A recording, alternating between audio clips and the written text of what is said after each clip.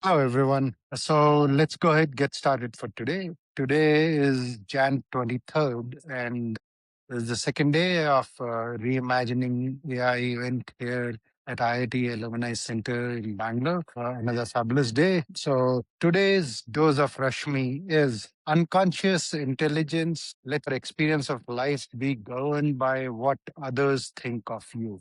Wisdom, on the other hand, is realizing that you truly experience life only when you stop letting what others think of you hijack your experience of life.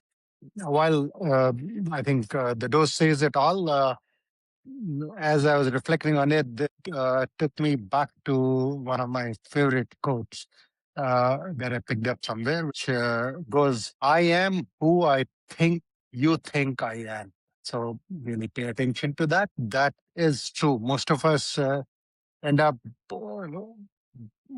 believing of ourselves whatever we think the others are thinking of us. That is the ultimate issue with the entire social media age, and why we're all trying to project a perfectly perceived persona out there, because it is very important for us on what others think of us, and we miss the real life in that.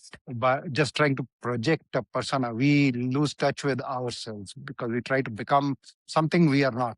However, if each one of us truly gets connected with the Rashmi level intellect with us and operates from that place, we will genuinely be completely aligned, operate from that place, and work towards things that we genuinely care about. That is wisdom led operating model in action. In terms of real wisdom, artificial intelligence, and my ongoing interactions with the various chatbots. So, as all of you know, I have this chatbot that I've given the personality to pressure test me. And it does a wonderful job. But every day, as I give it these reflections, it comes back with fairly well thought out pressure testing arguments, which I enjoy. However, if I was to be too attached to what the point that I have made, and every point that pressure testing AI chatbot raises, if I became extremely defensive and just tried to justify my point of view without seeing what it is saying, I would miss the whole point of this exercise. I would not grow from this exercise. It would be just an argument, which is what happens. That's how most human to human interactions end up devolving into just an argument. And each one of us gets attached to an opinion that we have formed, and we are missing what's beyond that opinion, the real world that sits beyond that opinion. Uh, and anytime anybody else is bringing about a point that may be genuine open door invitation for us to grow, if we look at it very objectively, we think of that as they are trying to put us down, because in our opinion, we become the point that we originally advanced. We are far more than any of those opinions that we have advanced, and we grow by being open to listen to others opinions and not take everything that comes our way as an attack.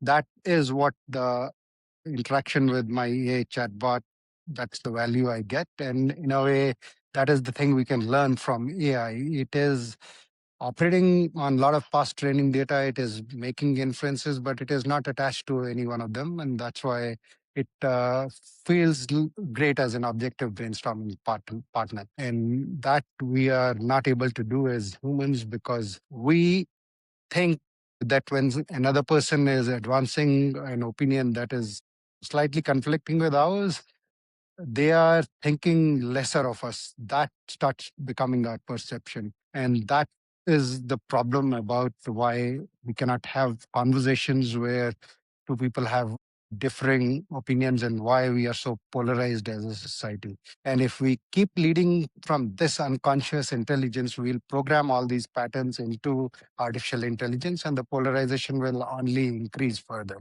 The only way to get past this is to unlock our conscious intelligence, our Rashmi level intelligence, and then feed that into the AI models. That way, the AI models will enhance the conscious intelligence, and that is what we'll get back as each one of us engages with AI. Thank you.